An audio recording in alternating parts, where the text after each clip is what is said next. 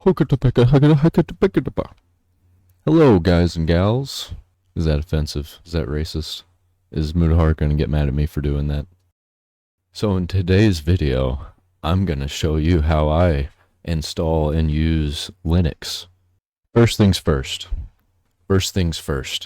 You need to go to the old Google or whatever search engine you use and type in LMDE. Then you'll find yourself on this screen right here. And all you got to do is hit this download button. And you see this whole page, you see torrent download. You hit that 64-bit right there. See, I've already downloaded it. Ignore all this. This is legally acquired content, especially that. But you get that torrent file and you just open it in whatever torrent application you use. I use Transmissions, but I'm already on Linux. I don't know if that's available on Windows. And once you get that done, you're going to need to get one of these bad boys right here. This right here is called a USB flash drive, or thumb drive, or USB stick, whatever you want to call it.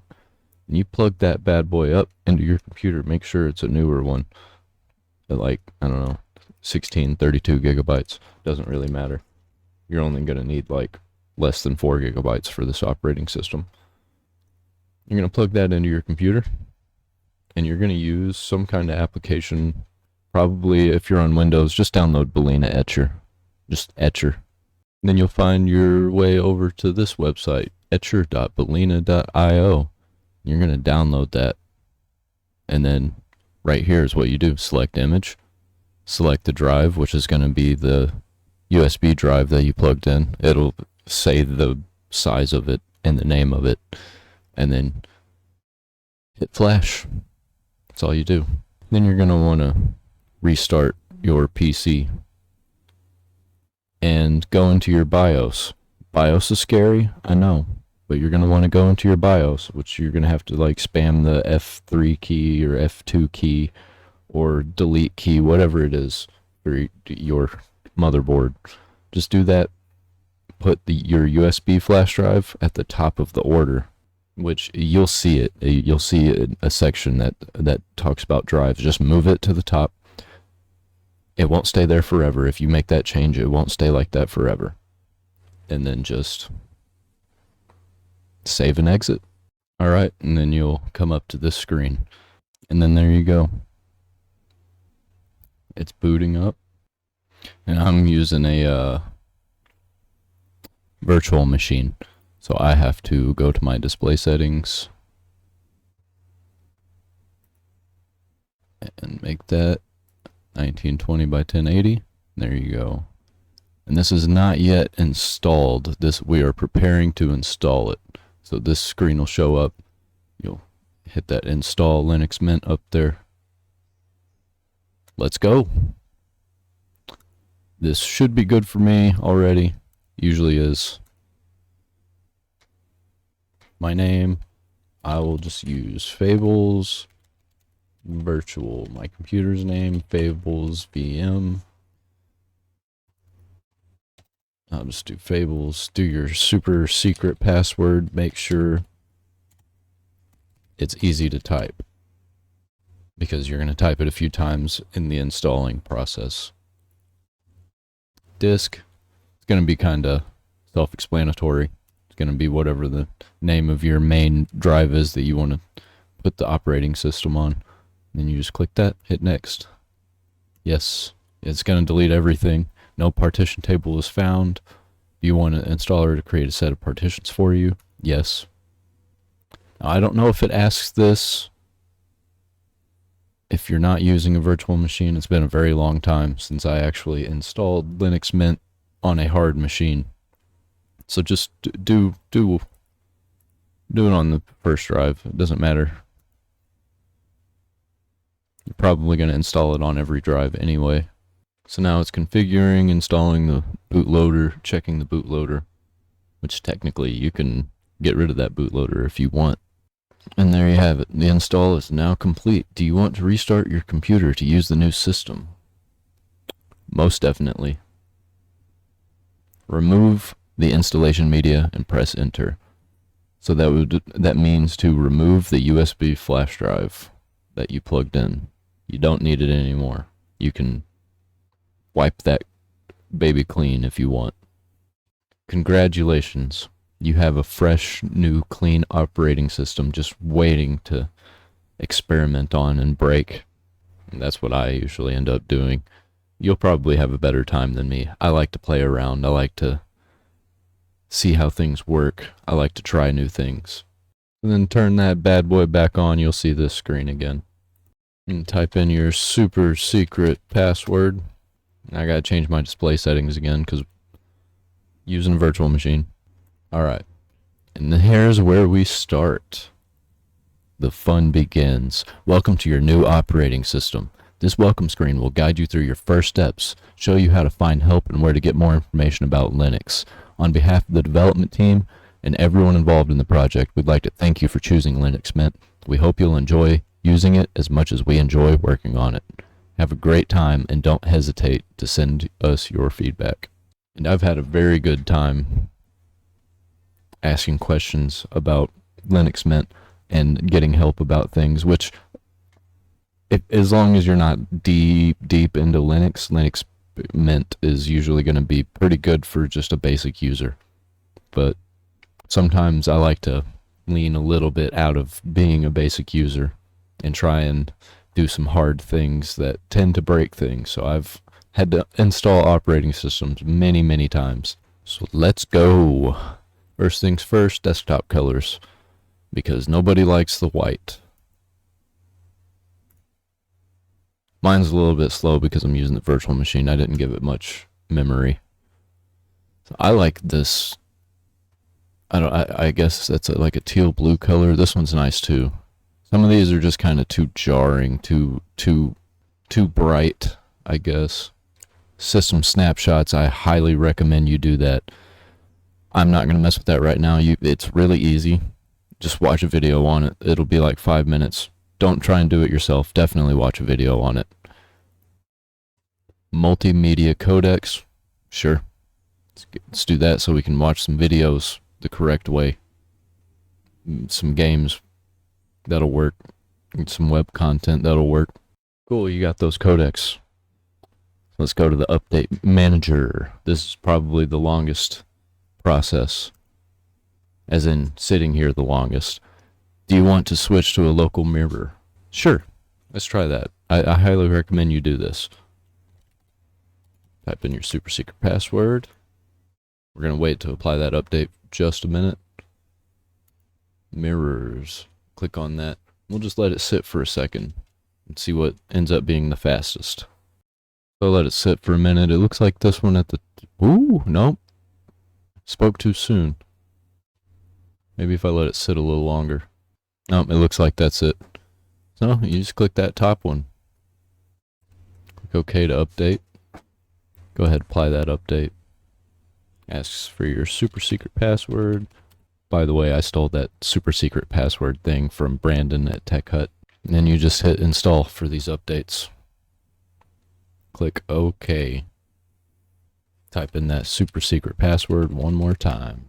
You shouldn't have to type in that password too much. Every once in a while you have to type it in. It's just in this initial install process, it needs that password quite a bit. I just noticed I forgot to remove the installation media from my virtual machine, so I got this icon up here. And it shouldn't be there for you, it should just be blank up there. Alright, everything's done now, and you might get this pop-up. I'm not sure if you get this pop-up or not, if this just shows up on the virtual machine or not. If it pops up for you, just click both of those. I don't know what it does. Hasn't messed anything up for me. Somebody says anything else about that, just leave it in the comments. And I'll, change the video. Alright, and it's just applying those changes. Just a few more seconds, come on. Alright, now the reboot's required. And we're back, ladies and gentlemen. Type in that password. Here we go. So let's get back into the let's go screen. Let's just open up the update manager just for good measure. Okay, nothing. So we can move on to the system settings, which this is just going to be real quick, because you got your backgrounds, change your effects for like boxes and dialogue, change your font. You got themes, which is what we did right off the bat. Accessibility. Actions is cool. This is like everything that your desktop can do, basically. Applets is your panel down here, and all of the things that you can add to it. Date and time, self-explanatory. You got your desklets, everything that goes on the desktop. I'm going to turn this mounted drives option off.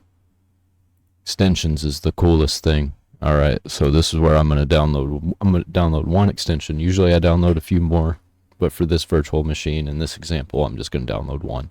So let the images download. And this top one, transparent panels. Go ahead and give that an install. There you go. Works immediately. There's a lot of other cool ones in here. I recommend you check these out. Got your general, not going to mess with that. Gestures, I don't have anything to use gestures with.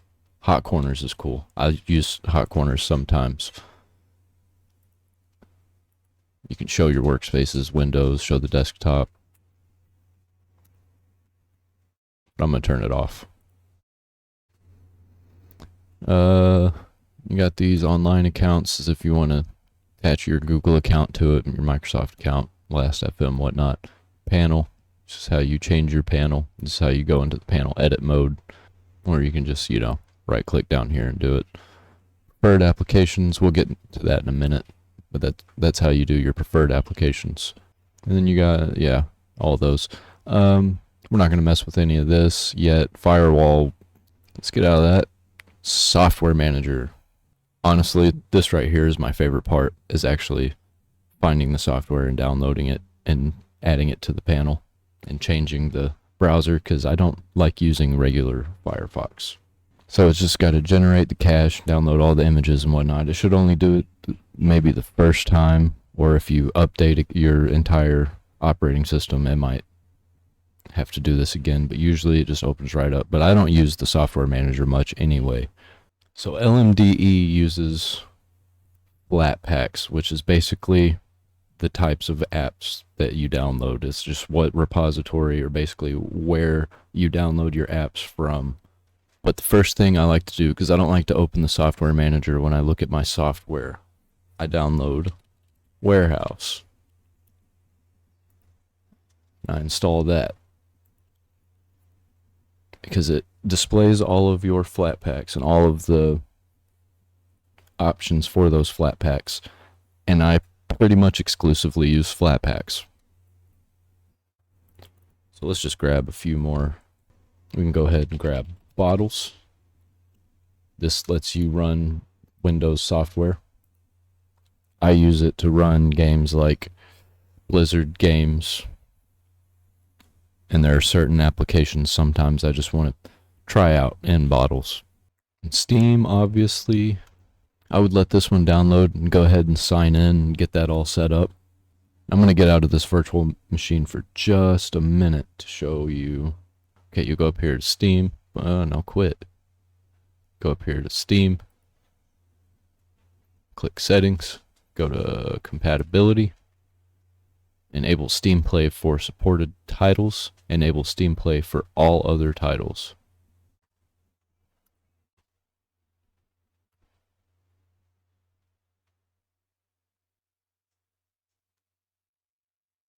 And there you go. I would definitely do that.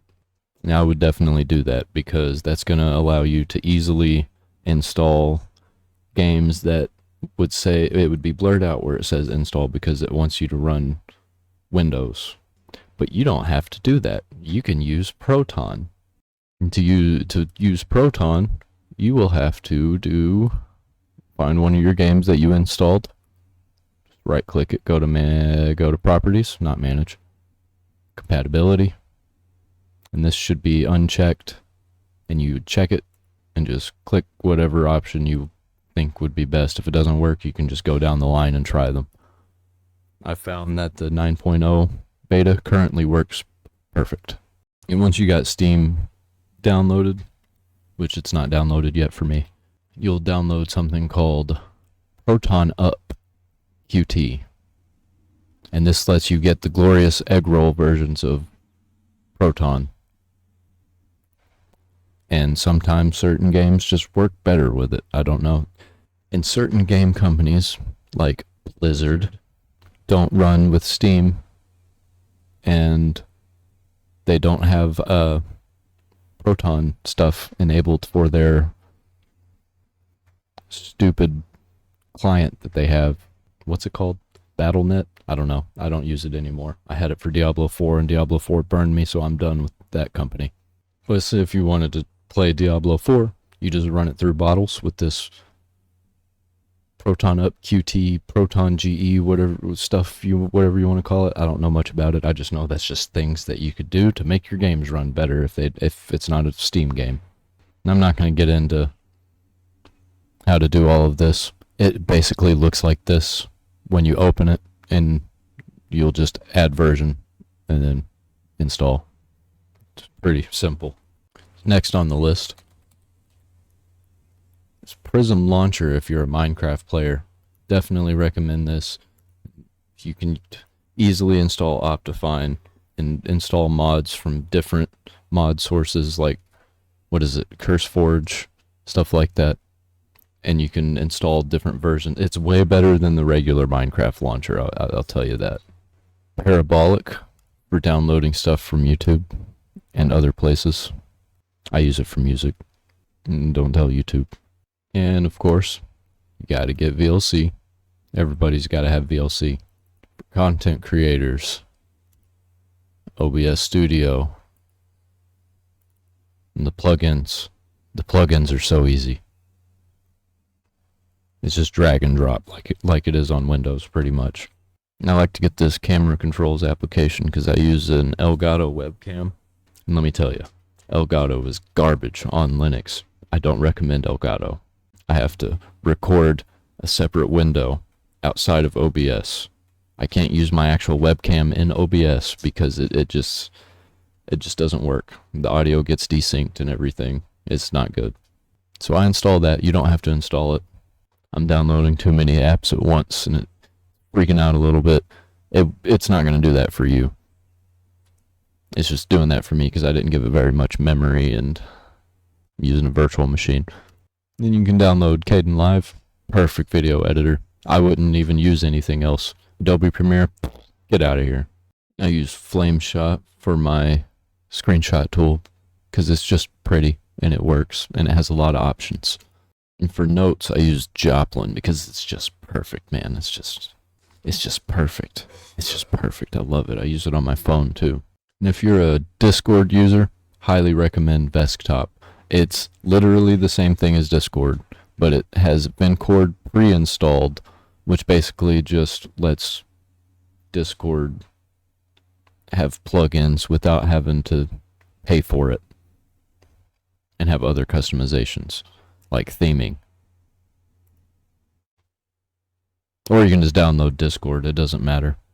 Just use regular Discord because Discord doesn't actually want you to use things like this. They don't like it. It is against their terms of service. And on to my favorite browser. This is where I spend most of my time, is inside my browser. So I gotta grab this LibreWolf S browser. It's a fork of Mozilla Firefox, and it's just got better features. It looks better to me. Sounds better. Sounds cooler. I like the icon. And you gotta have that Chromium-based web browser. Gotta have that Chromium-based web browser, Brave browser. That's a lot to say. That was a hard sentence. It took me like 5 tries. Grab that bad boy. I just have that for backup. Alright, and this is where I'm going to uninstall Firefox because I don't like it. I'm just going to get rid of it. We don't need that. It is stinky poo-poo. And get that shit out of here. Flatpaks only. I'm probably going to go through and replace a lot of the other applications with Flatpak versions, but I'm not going to deal with that right now. So, oh no, we don't have a browser installed right now. Don't worry, LibreWolf is on its way. So we got everything downloaded. We'll just go down there into this menu, and the very last thing we're going to do today, I'm not going to worry about the firewall. We're going to open up LibreWolf. We're not going to do everything with LibreWolf because you're going to have to tweak it how you want. We are just going to open that. We're go back to the desktop. No, blah. We're just gonna go to the system settings, preferred applications, web. LibreWolf is already checked because we uninstalled Firefox, and everything looks. No, that's wrong. Oh, I don't have. Okay. Everything looks fine for now. This is supposed to be Elisa, this is supposed to be VLC, but they didn't download because I canceled them because I didn't need them. But you will have them. You just go in here and change that. So we'll open LibreWolf, and we're gonna go up here to this extensions icon. uBlock Origins already installed. Go to plugins, addons.mozilla.org. And there's one add-on that I love to use, and it is Proton Pass. I'm going to add that to Firefox, continue to installation.